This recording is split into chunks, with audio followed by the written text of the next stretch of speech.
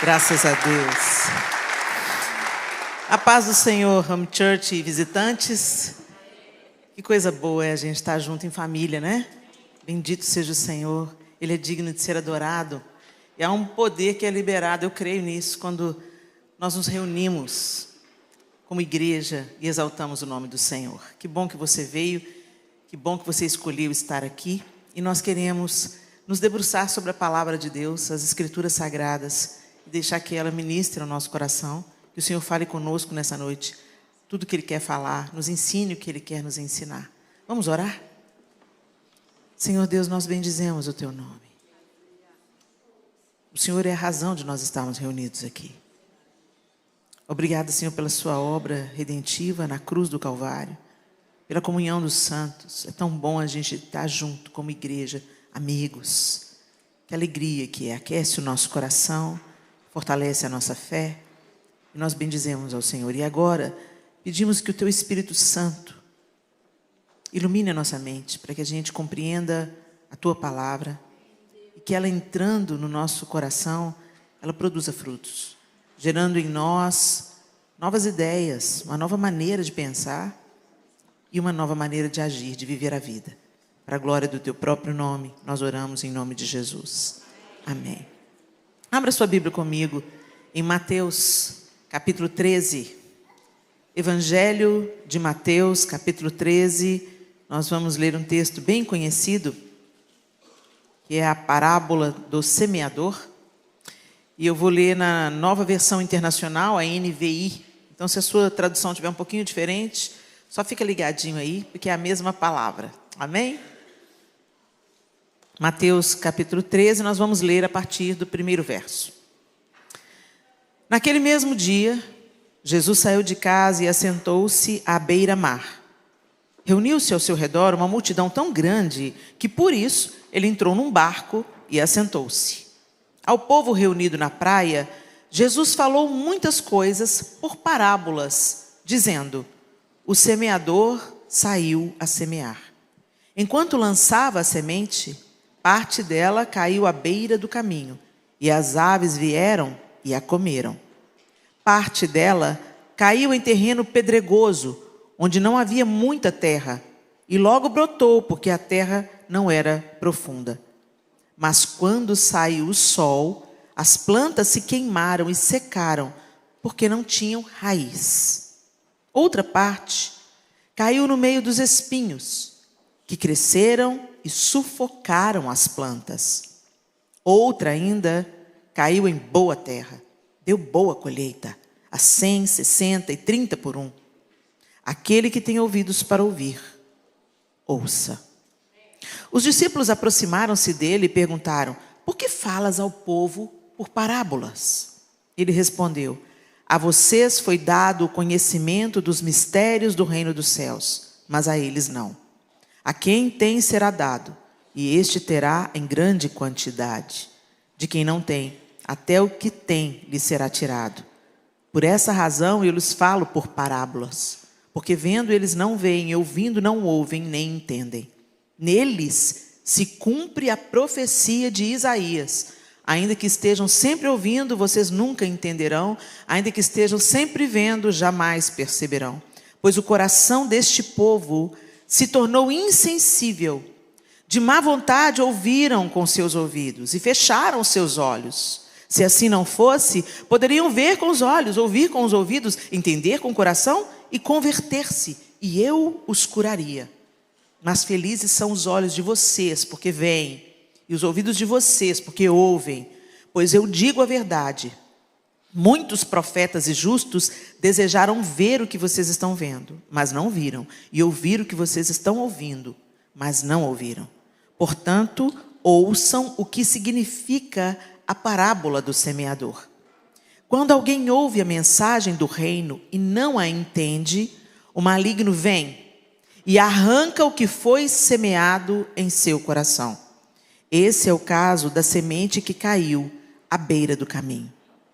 Quanto à mensagem que caiu em terreno pedregoso, esse é o caso daquele que ouve a palavra e logo a recebe com alegria. Todavia, visto que não tem raiz em si mesmo, permanece pouco tempo. Quando surge alguma tribulação ou perseguição por causa da palavra, logo a abandona. Quanto à semente que caiu no meio dos espinhos, esse é o caso daquele que ouve a palavra, mas a preocupação desta vida e o engano das riquezas a sufocam, tornando-a infrutífera.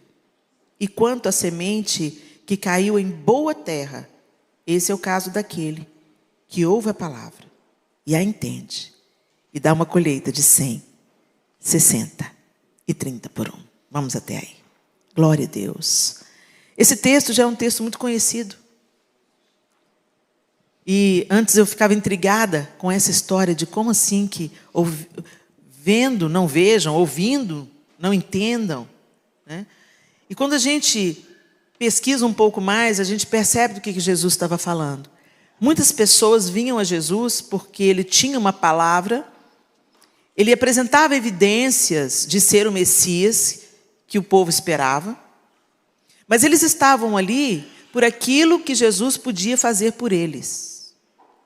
Eles não queriam entender a palavra, eles não queriam chegar na profundidade que Jesus queria levá-los. Eles queriam apenas um milagre, uma cura, uma libertação, ver um sinal e maravilha, porque eles gostavam de ver o sobrenatural. Eles estavam atrás de pães, muitas vezes a multidão ia atrás de Jesus, porque viu a multiplicação dos pães, em outro trecho a gente lê isso, viram a multiplicação dos pães e peixes, e aí vieram aquela multidão para Jesus. Por causa da palavra? Não, por causa da multiplicação de pães e peixes. Tem um cara ali que dá pão, então vamos agarrar nele. E aí Jesus estava ensinando a essas multidões, e muitas delas não entendiam nada que ele estava falando, mas também não procuravam saber o que ele estava falando. Eles não buscavam explicação. Espera aí, mestre, eu estou interessado nesse ensino. Me ensina aí, o que o senhor quer falar? De que o senhor está falando? E os discípulos, em contraponto da multidão, os discípulos queriam saber. Em várias ocasiões a gente fala, mestre, explica-nos. Fala para a gente, ensina para a gente. Eles tinham sede. Eles sabiam que Jesus não era só um fazedor de milagres. Eles sabiam que ele era o Cristo, Filho do Deus vivo. Então, tudo que Jesus estava interessado em ensinar, eles estavam interessados em aprender. E aí, quando a gente vê Jesus explicando a parábola, ele está falando justamente desse povo, dessa gente. E dessas diferenças entre aquela multidão. O texto começou a dizer para a gente que ele saiu de casa e reuniu-se ao redor dele uma multidão tão grande que ele teve que entrar no barco. Ele teve que se sentar no barco para ensinar, porque ele não dava conta de todo mundo que estava ao redor dele. E do barco ele conseguia explicar. Então pensa comigo, tinha muita gente ali? Tinha. Mas muita gente ali não estava entendendo o que Jesus estava dizendo. Eles não estavam entendendo e nem procurando entender. E fica para vocês a primeira pergunta da noite. Por que você está aqui hoje? O que você está procurando entender? Muito bem. E aí Jesus conta a parábola do semeador. Ele explica para os discípulos por que ele falava por parábolas, para que se cumprisse a palavra de Isaías.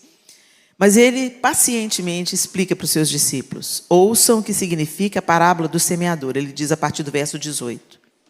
Quando alguém ouve a mensagem do reino e não a atende ou entende, o maligno vem e arranca o que foi semeado em seu coração. Esse é o caso da semente que caiu à beira do caminho. Quantos de nós aqui recebemos a semente do evangelho, às vezes, há anos? Meu pai e minha mãe eram namorados, já há uns 4 anos, eu acho, quando eles conheceram um pastor norte-americano. A filha desse pastor estava namorando com o irmão do meu pai. Meu pai é o irmão mais velho, o logo abaixo do meu pai estava namorando com essa filha do pastor. E por causa desse relacionamento, eles se aproximaram da família do meu pai. E aí, como um bom pastor missionário que saiu aqui dos Estados Unidos para apresentar a palavra, para pregar o evangelho no Brasil. Eles estão enterrados no Brasil, ele e a esposa morreram e foram enterrados lá, viveram todos os seus dias fazendo missões no Brasil, e a minha família é fruto desse pastor norte-americano. Meus pais eram jovenzinhos. Minha mãe tinha 18 anos de idade quando ela ouviu a mensagem do evangelho. E os meus pais eram muito integrados na igreja cristã católica. E eles pensavam, quando falavam assim, você conhece a Jesus? E eles falavam assim, claro que a gente conhece Jesus. O problema, gente, é que a gente conhece a história de Jesus, mas não conhece o Jesus da história. Saber informação sobre alguém não é conhecer essa pessoa. Conhece quem senta com essa pessoa, quem come com essa pessoa, quem vê essa pessoa debaixo de muita pressão, de angústia, de dores, de tribulações, e também vê essa pessoa em dias felizes, em festas, tendo neto, casando os filhos. Né? Então aí você pode dizer, conheço, estou caminhando junto, estou comendo junto, estou compartilhando a vida, já vi os dias bons, já vi os dias ruins, e aí a gente vai tendo uma ideia de quem é aquela pessoa. Falar sobre a pessoa, saber a biografia de uma pessoa, você pode conhecer a história todinha do Kennedy. Significa que você conhece o Kennedy. Para a gente conhecer, a gente tem que andar junto. Né? É a mesma coisa Jesus. Não adianta você saber, você leu a Bíblia, você sabe todos os evangelhos e tal, você sabe a Bíblia de capa a capa. Se você não conhece o Jesus da história, é só conhecimento, é só intelecto. E Jesus quer que a gente conheça o Pai através dele. Que nos reconciliemos com o Pai através dele. Ele veio para fazer reconciliação de um relacionamento que foi quebrado. Mas a gente ainda continua querendo conhecer Deus só através do culto de domingo. Gente, não existe relacionamento só aos domingos. A gente precisa de caminhar junto mesmo.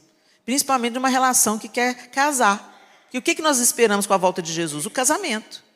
Entre Cristo e a igreja. Se a gente está preparando para o casamento, a gente quer namorar. E os namorados aí, quem é que acabou de casar? Né, Samuquinha? E quem está se preparando para casar? Né? Por que a gente descobre que quer casar? Porque não dá mais conta de dizer tchau. Né?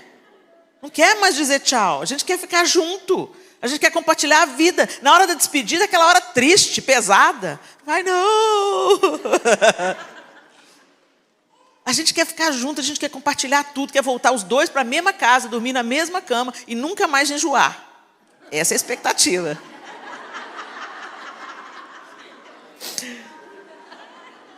E a de Mary Williams, eu gosto muito que ela fala o seguinte assim, esse povo quer, ora vem, Senhor Jesus, quer que Jesus volte, quer nada. Quer só escapar da encrenca.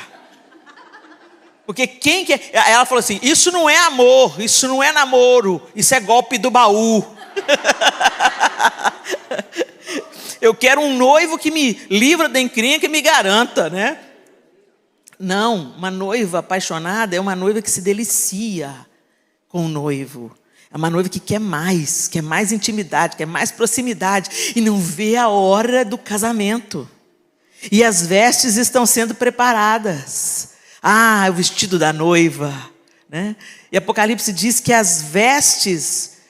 Quem são esses aí que vêm de vestes brancas? Uma multidão de vestes brancas. As vestes brancas são os atos de justiça dos santos. A gente só pensa no nosso umbigo e fala que é noiva. A gente vive, às vezes, uma vida tão individualista, tão autocentrada. A gente não pratica nenhuma bondade, a gente não está preocupado com a necessidade que o nosso irmão está passando e acha que está construindo. Tem um tanto de noiva aí, em vez de ter um vestido longo, branco, está com um cropped. Que Deus nos ajude, né, gente? Que Deus nos ajude. E meu pai e a minha mãe receberam o evangelho ali, receberam a semente, mas eles olharam para eles mesmos e eles pensaram assim, a gente já tem Jesus. A gente já tem Jesus, a gente frequenta a igreja, a gente vai na igreja todo domingo. Meu pai era congregado mariano, todo mundo envolvido na igreja católica. Então está tudo bem. 18 anos depois, quando o casamento dos meus pais estava arruinado, quando o adultério já tinha acontecido, quando eles já tinham decidido o divórcio. Aquele mesmo casal, depois de ter orado pelos meus pais, testemunhado Jesus, vivido Jesus diante dele durante 18 anos. Mamãe teve que viver a vida dela de novo, né? Ela tinha 18 quando ela recebeu. 18 anos depois. Eles bateram lá em casa e falaram assim: Deus mandou a gente aqui, porque Ele quer restaurar o casamento de vocês. Naquela noite, meus pais entregaram a vida a Jesus na sala da minha casa e nunca mais a nossa vida foi a mesma. No primeiro momento, caiu à beira do caminho. Ouvindo, não entenderam. Por isso, gente, que a gente não pode desistir de orar, de anunciar o Evangelho, mesmo que a gente não tenha uma resposta imediata. Aquele seu parente que você já prega o Evangelho para ele, meu Deus do céu, meu pai está lá, não se converte, minha tia está lá, meu irmão de sangue está lá no Brasil, não se converte, tem uma vida miserável, eu falo de Jesus. Continue orando, continue anunciando, continue plantando. As aves levam embora, você vai lá e lança a semente de novo, leva embora. Daqui um dia Deus muda essa terra, né? Então continue pregando em nome de Jesus. Quanto à semente que caiu em terreno pedregoso, verso 20. Esse é o caso daquele que ouve a palavra e logo a recebe com alegria. Quem aqui já viu isso também acontecer? Às vezes foi com você também. Talvez você já está vindo numa recidiva, né? Já foi, recebeu com alegria. 20 anos atrás você recebeu com alegria. Você era atuante na igreja. Jesus te chamou, você serviu, trabalhou. Depois aconteceu alguma coisa. Uma adversidade, uma luta, uma decepção. Gente, Deus não é decepcionante, mas o homem é. Você já foi decepcionado? E eu tenho certeza, você também já decepcionou. Porque é tão engraçado que às vezes a gente só se coloca na perspectiva da vítima, né? Me feriram. O que fizeram comigo. Vida. Céus. Azar. Mas a gente se esquece que a gente também é decepcionante. Que as pessoas também criam expectativas ao nosso respeito que a gente não pode satisfazer. Ou que a gente pisa na bola mesmo. Tem um dia ruim, o dia que você está com a avó atrás do toco. Quero ver como é que ela vai traduzir isso.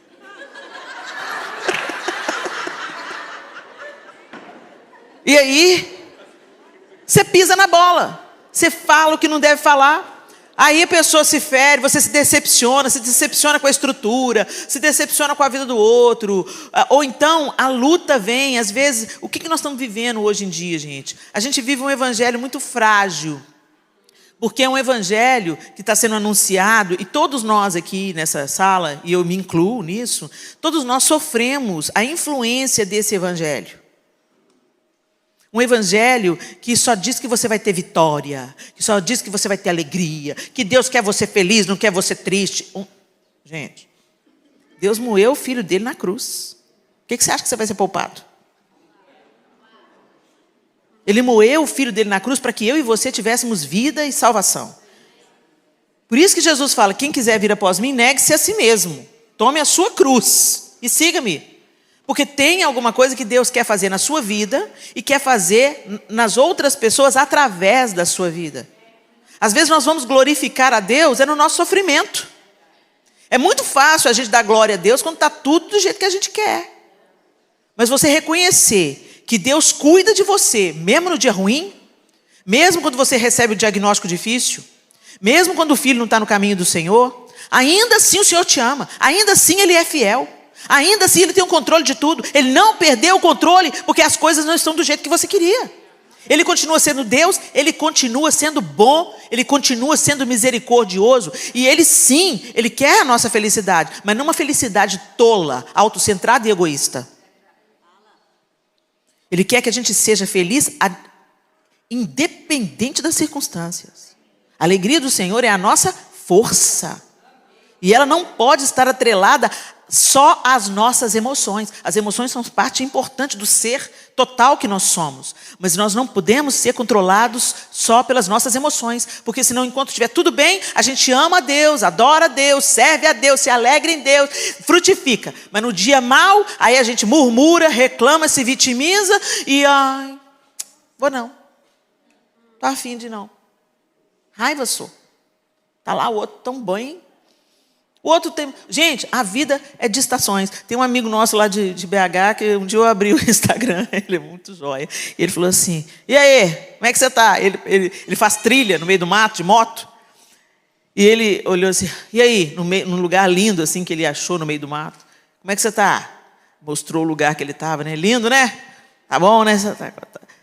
A vida está difícil? Tá ruim? Aí eu pensei, está debochando da gente, né?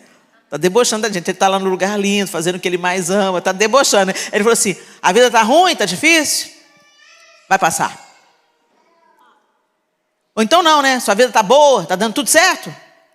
Vai passar também. É isso.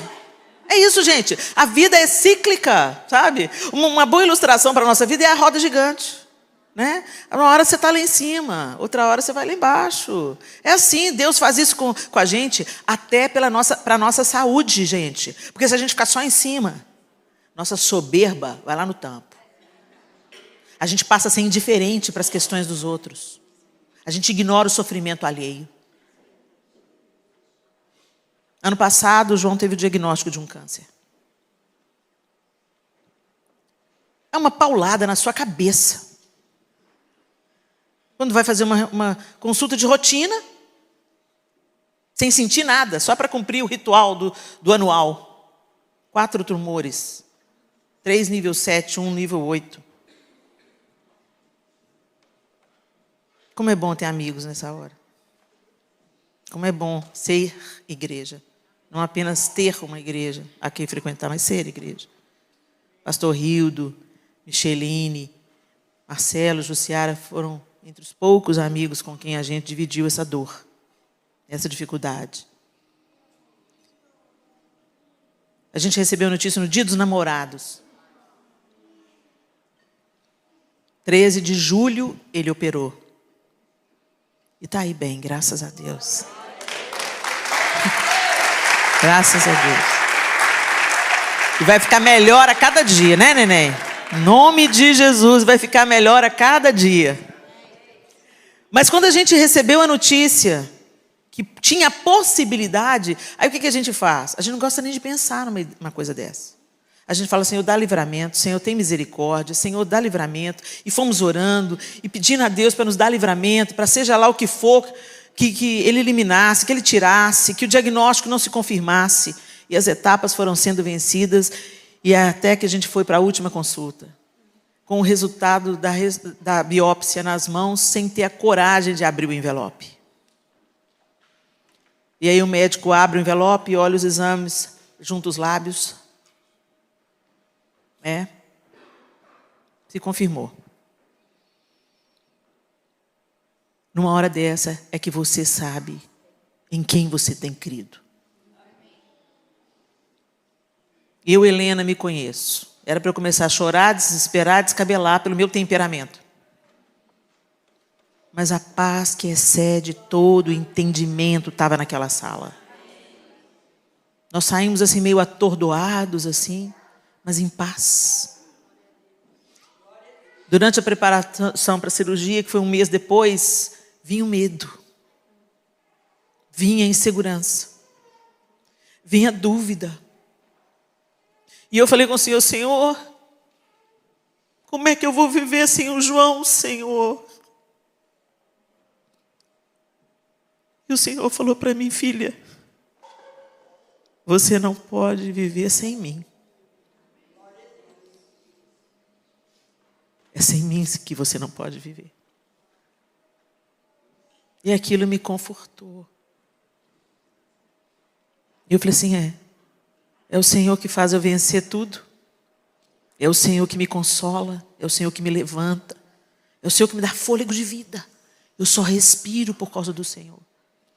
Então eu quero dizer para você, meu irmão, não acredite nesse evangelho que Deus só vai te dar vitória, dias lindos. Isso é mentira. Mas eu quero que você acredite no Evangelho, onde você vai passar pela prova, vai passar pela dor, vai passar pelo luto. Mas o Senhor vai estar com você todos os dias. Os dias bons e os dias ruins, os dias felizes e os dias difíceis. Ele não vai soltar a sua mão, Ele não vai te desamparar, Ele vai te sustentar. Ainda dentro desse assunto, no dia que eu estava no hospital, eu abri o Instagram, o João foi para a sala de cirurgia, eu me despedi dele e eu fui para o quarto esperar ele voltar. E essa espera é muito angustiante, mas eu queria vivê-la só com Jesus. Não queria ninguém comigo, só Jesus. Eu comecei a andar naquele quarto, eu comecei a orar, e eu orei pelo bloco cirúrgico, eu orei pelos médicos, eu orei pelo João, eu orei pelas outras pessoas que também estavam sendo operadas no bloco cirúrgico, eu orei pelo corpo de enfermagem, eu fui orando até esgotar. Aí eu me sentei e abri o Instagram. Uma coisa mais inusitada, não é uma coisa que eu faria naquele momento, mas Deus tinha um propósito. A Raquel Novaes estava cantando uma música. Como é bom saber que nunca estou só. Tenho sempre tua mão a me guiar. Mesmo quando o medo vem, mesmo quando a luz se vai, eu posso crer, comigo estás. Teus caminhos são mais altos que os meus. Mesmo quando não consigo perceber, sei que posso confiar. Sei que devo descansar. Aqui estou, comigo estás na escuridão. Teu olhar me ilumina e o frio da noite se desfaz pelo calor do teu amor. Eu sinto paz. Minha alma em ti confia, pois onde estou, tu também estás. Na escuridão, teu olhar me ilumina e o frio da noite se desfaz pelo calor do teu amor. Eu sinto paz. Minha alma em ti confia, pois onde estou, tu também estás, Jesus.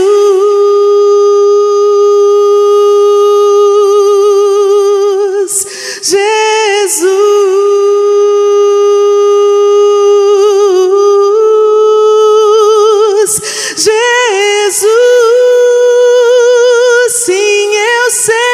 Estás comigo, Jesus.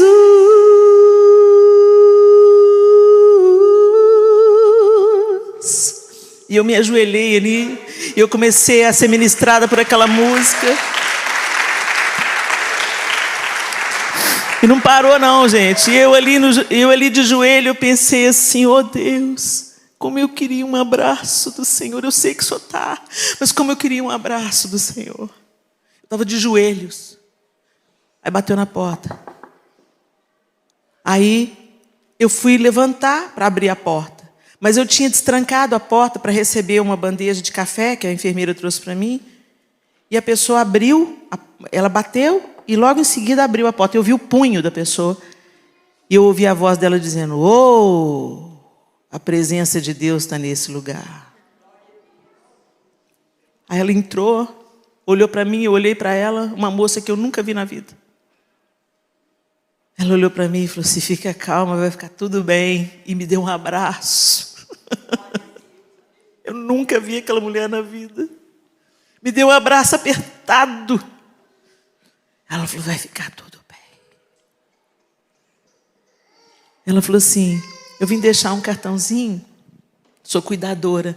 Eu ia passar direto, mas aí Deus falou comigo, entra nesse quarto. Eu só vim te dar um abraço. Obrigada. Deus cuida de nós. Deus cuida de nós. Deus cuida. Ele está.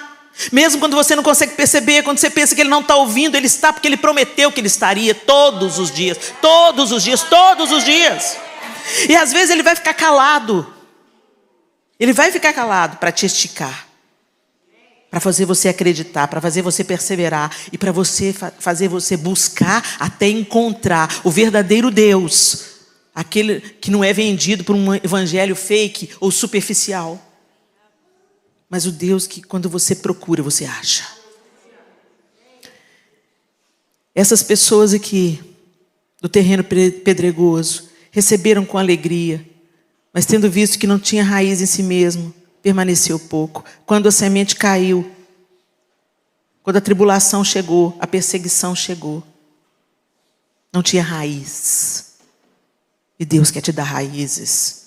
E não tem nada melhor do que o inverno para aprofundar as raízes das plantas. Você pensa que morreu, mas as raízes estão sendo aprofundadas, fortalecidas. O que não deixa a árvore tombar é a profundidade da raiz. Que Deus nos ajude. Quanto à semente que caiu no meio dos espinhos, esse é o caso daquele que ouve a palavra, mas a preocupação dessa vida e o engano das riquezas a sufocam, tornando-a infrutífera. Essa é uma luta que vocês lutam aqui. A gente luta em todo lugar no mundo, principalmente no século 21. Mas muitos de vocês estão aqui como imigrantes e vieram às vezes por questões financeiras. Muita gente sai do Brasil porque trabalha, não vê o fruto, não vê o resultado do trabalho. Ou fica num ambiente de insegurança financeira, por causa das variáveis que tem no Brasil. Ou até mesmo por causa da violência. Tem muita gente que também veio para ter um pouco mais de sossego, né? Mas o fato é que, quando a gente chega... Você sabe que a vida na América não é fácil, você tem que trabalhar muito. Você tem que trabalhar muito, você tem que trabalhar duro. Essa história do sonho americano, que você chega, vou ganhar em dólar. Você ganha em dólar e gasta em dólar também. Né? E não é esse romance todo que todo mundo diz. Todo mundo aqui rala muito, não é? Só que também é um país de oportunidades. Você tem acesso a tantas coisas. Às vezes coisas que lá no Brasil você nem tinha condição de ter, aqui você começa a ter condição de ter. E aí que mora o perigo. A gente começa a se encantar pelas coisas. E a gente começa a trabalhar, não para a gente ter uma vida digna, honesta, e para ganhar e desfrutar, ganhar e desfrutar, ganhar e desfrutar. Tem gente que vai trabalhando para ter, e nunca se satisfaz. Às vezes tem pessoas que são como um saquetel furado. Eu conheci um motorista de Uber, e ele estava me levando, a gente estava em Massachusetts, ele estava me levando de uma cidade para outra lá. A igreja não podia vir buscar a gente, mandaram um Uber para buscar a gente. Mas foi de Deus demais esse Uber ter buscado a gente. A gente veio conversando com o moço, ele falou assim, eu falei assim, e há quanto tempo você está aqui? Ele falou assim, eu estou aqui há 5 anos. Eu vim com a minha esposa, meu filhinho nasceu aqui. Ai, que coisa boa. E você tá bem? Eu falei, essa terra é perigosa. É perigosa? É. Porque aqui, se você acreditar, você só trabalha. Se você acreditar na proposta que essa terra dá para você, você só trabalha. Dá para conquistar, dá para comprar alguma coisa, mas você tem que trabalhar muito aqui. Eu falei assim, faço uma ideia. Ele falou assim, mas eu descobri uma coisa, não entrei no ciclo do país, não. Eu não adoro o Deus da terra, não. Esse aí é crente. Eu falei assim, como é que você faz? Ele falou assim, eu trabalho e desfruto. Trabalho e desfruto. Trabalho e desfruto. Nesses 5 anos eu já conheço 33 estados. Sério, a gente faz uma economia, viaja, vai eu com minha esposa, pega a estrada, vai conhecer e tudo. A gente tem uma vida bem modesta. Porque esse negócio de impressionar os outros não é para mim, não. A gente vive uma vida para a gente e para o nosso filho, para dar para ele uma estrutura. Mas para isso eu tenho que construir memórias nele. Gente, esse cara é crente e é pastor. Aí ele virou, aí essa eu anotei. Ele falou assim, pois é, porque eu descobri uma coisa, que dinheiro vai e vem e vai, mas o tempo só vai. Aí eu peguei meu celular e, dinheiro vem e vai. O tempo só vai. Motorista de Uber, vou postar no meu Instagram. Gente, como aquele homem me abençoou. Então significa que ele não se deixou seduzir pelos cuidados desta vida. Gente, é maravilhoso a gente ter coisas, a gente fazer viagens, a gente desfrutar as coisas. Não tem nenhum pecado nisso. O pecado é quando isso te cega para a necessidade de outras pessoas. O reino de Deus não é para ser vivido no individual. O reino de Deus é para ser vivido partilhando o tempo, partilhando os dons, partilhando os nossos recursos, os nossos talentos, as nossas finanças. É para compartilhar. A vida é muito mais do que dinheiro, gente. Ok, a gente precisa do tal do dinheiro para viver. Mas ele não é o nosso Senhor. Ele é nosso empregado. O dinheiro é seu empregado e não você empregado dele. E aqui Jesus está nos alertando contra isso. Se ele está nos alertando é porque é uma realidade. Os cuidados dessa vida nos sufocam. Em outras partes, Jesus fala da dificuldade de quem tem muito ser salvo. Por que isso? Porque Jesus tem preconceito com quem conquistou e tem muito? Não. Mas é porque é recorrente. As pessoas que quando têm muito recurso, elas pensam que elas não precisam de Deus. Elas querem se divertir, elas querem fazer viagens, elas querem adquirir coisas, bens, joias, elas querem ostentar, se afirmar.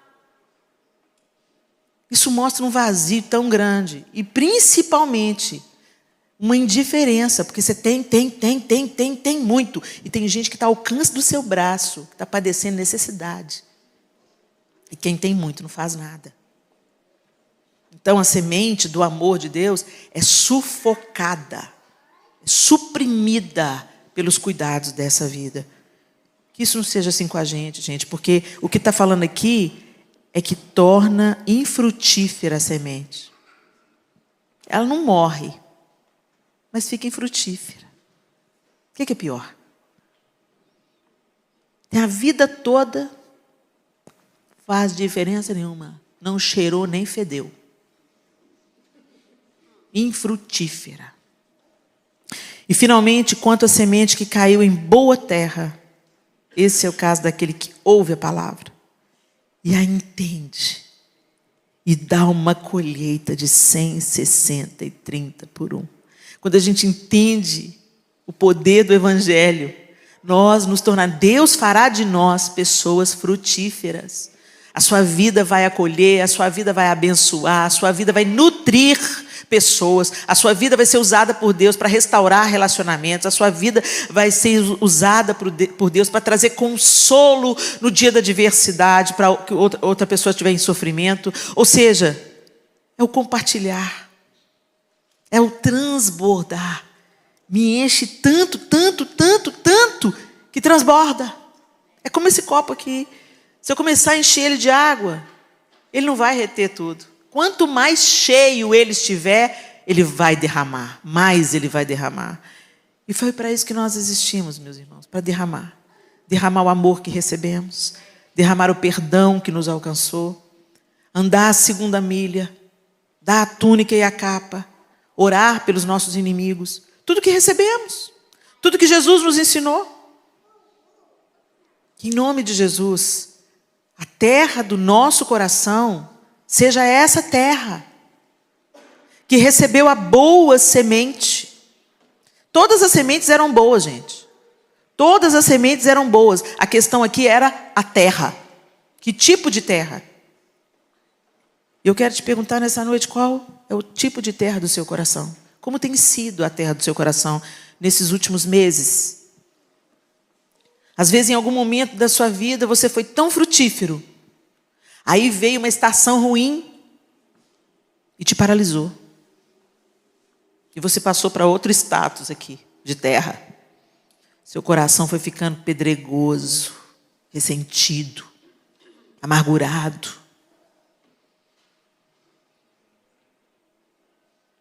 Muito raso. Sem profundidade.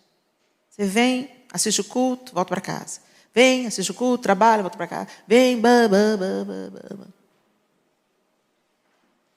Deus quer que você seja uma bênção, não é só no domingo, não. Deus quer que você seja uma bênção no seu trabalho, nas casas que você trabalha, na empresa que você trabalha, onde você serve, na universidade onde você estuda, no lugar onde você passar. Sempre tem alguém necessitado, sempre tem alguém precisando de uma palavra, de um abraço, de um encorajamento. Eu fico pensando, a sensibilidade dessa moça que Deus usou lá no hospital. Deus já sabia de tudo que ia acontecer, gente. Antes que eu falasse, antes que eu orasse, antes que eu expressasse a Ele o meu desejo de receber um abraço, Ele já estava cuidando, Ele já estava vendo todo, Ele já tinha providenciado uma pessoa, mas precisou de um ouvido sensível para falar, entra. Não, eu vou passar direto, entra. Tem alguma coisa que eu quero usar você para fazer aí dentro. Ela não sabe quem eu sou, ela não sabe por que eu estava ali, por quem eu estava ali. Ela não sabia nada. Ela entrou sem saber e saiu sem saber. Mas ela me deu o abraço que Jesus queria me dar naquele dia.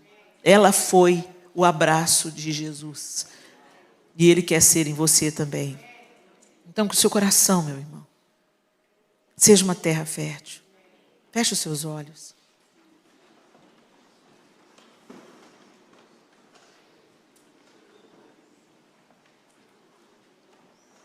E seja honesto nessa hora de reflexão.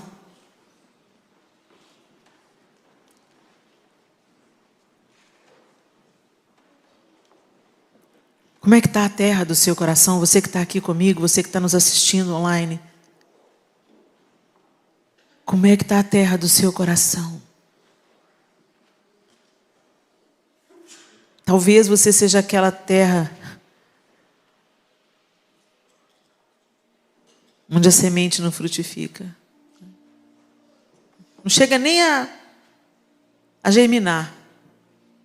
Talvez você seja aquela pessoa que quando escuta o evangelho, dá coceira no ouvido. Ah, os crentes. Ah, o evangelho. Ah, os evangélicos, crentes, os doentes, os fanáticos. Ô palavra chata. Se você tem esse tipo de reação, você está desprezando joias preciosas que estão sendo oferecidas a você. A palavra de Deus é um tesouro inestimável. Você que está nos assistindo agora, eu quero te dizer, não despreze a palavra de Deus por causa dos seus preconceitos e preconcepções. Que você não seja como uma terra endurecida e rasa. Que o diabo não roube, que o inimigo não roube as sementes que estão sendo lançadas hoje na sua vida.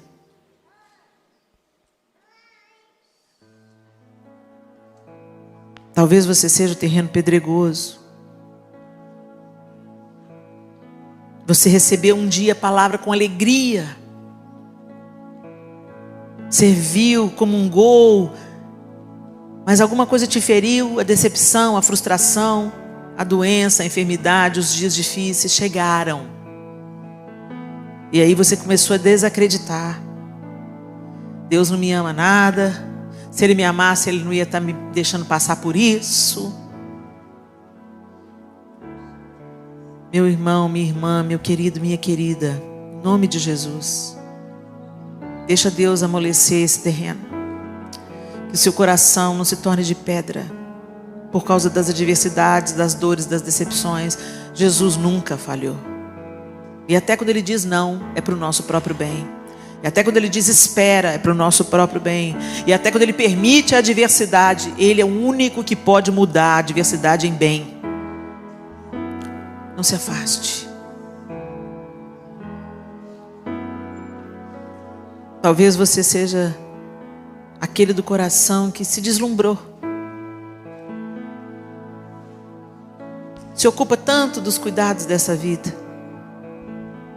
Se acomodou no conforto da sua casa. Quando você tinha uma vida mais simples, talvez você era uma pessoa tão serva, tão engajada, tão generosa, mas de repente prosperou, foi abençoado. Seu coração se fechou para as necessidades alheias. Ou então, a sua devoção é o trabalho. O dinheiro tomou um lugar na sua vida que ele não deveria ter tomado. Que em nome de Jesus, em nome de Jesus, seu coração se torne como aquele coração fértil. E que a semente da palavra de Deus encontre em você guarida, terreno fértil para que você cresça, que você transborde, em nome de Jesus. Senhor, nós te agradecemos por essa noite, agradecemos pela tua palavra, agradecemos porque o Senhor nos ensina, e nós pedimos ao Senhor, ó Deus, que a sua sonda venha sobre os nossos corações. Nós queremos o Senhor, Deus. Nós precisamos do Senhor. Mas quantos de nós ainda não se apercebem o quanto alcança o nosso coração? O Espírito de Deus nos convence daquilo que nós precisamos ser convencidos nessa noite. E mostra para a gente como é que está o estado do nosso coração. Que tipo de terra, que tipo de terreno é o nosso coração hoje? Raso, pedregoso?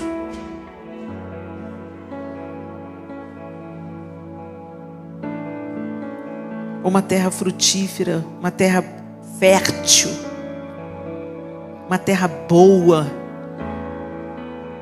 Que em nome de Jesus, Senhor, o Senhor produza em nós os frutos que o Senhor deseja produzir. Que o amor, a alegria, a paz, a longanimidade, a benignidade, a bondade, o domínio próprio, a mansidão, o fruto do teu Espírito seja abundante em nós, pela obra do Senhor nos nossos corações. Nos perdoa, Senhor, por não dar ouvidos à tua palavra tantas vezes e deixar o maligno arrebatar a boa semente. Nos perdoa, Senhor, por nos ocuparmos dos cuidados dessa vida mais do que deveríamos, ou por nos decepcionarmos, nos frustrarmos e deixarmos a nossa dor nos controlar, a nossa decepção e a nossa frustração decidir por nós. Nos perdoe, Senhor, e que o nosso coração hoje seja afofado, regado, cuidado, para que o Senhor faça de nós um jardim para a honra e para a glória do teu próprio nome. Em nome de Jesus, amém e amém.